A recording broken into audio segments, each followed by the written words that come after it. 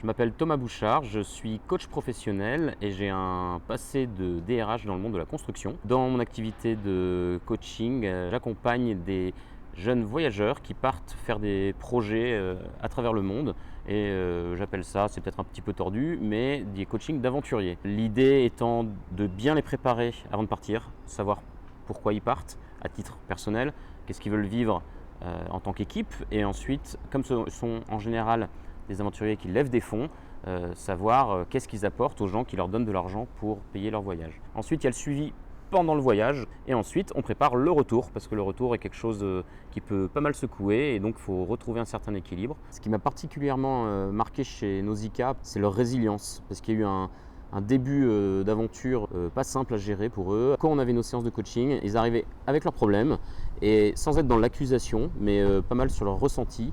Et ça leur a permis de tenir dans ces moments difficiles pendant, on va dire, la partie où ils étaient en France. Et une fois qu'ils se sont retrouvés à l'étranger, ben là, ils ont décollé, ils ont explosé dans le bon sens du terme. C'est devenu une vraie équipe solidaire. Et ce que je vois encore après leur voyage, c'est que cette solidarité perdure. Mais c'est parce qu'ils ont su gérer leurs problématiques. Et je pense que beaucoup d'équipes, notamment professionnelles, devraient apprendre de ce qu'ils ont vécu. Et donc effectivement, en montant ce projet, on a identifié assez rapidement que la vie collègue, colocataire et amis, ça allait être assez compliqué 24 heures sur 24 et 7 jours sur 7. Et donc on a rencontré Thomas. Et une des premières phrases qu'il nous a dites, c'est une équipe qui réussit, ce n'est pas une équipe qui n'a pas de problème, mais c'est une équipe qui sait les résoudre.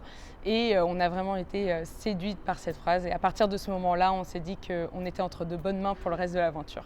Donc avec Thomas, on a abordé différentes méthodes au cours de notre aventure qui nous ont beaucoup aidés. L'une d'entre elles, c'est la méthode Moscou qui sert à définir nos objectifs prioritaires. Donc Moscou pour le must, should, could et want. On a abordé cette méthode en préparation du projet, mais on y est revenu plusieurs fois au cours de notre aventure.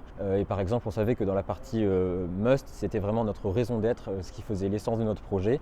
Mais on savait aussi que dans le want, c'était ce qui était le plus farfelu et qu'on n'allait jamais faire, par exemple, créer une entreprise de côté au CAC 40. Avoir Thomas à nos côtés, ça a été génial pour apprendre à communiquer entre nous. Et notamment, on a instauré toutes les semaines ce qu'on appelle des petits points Thomas.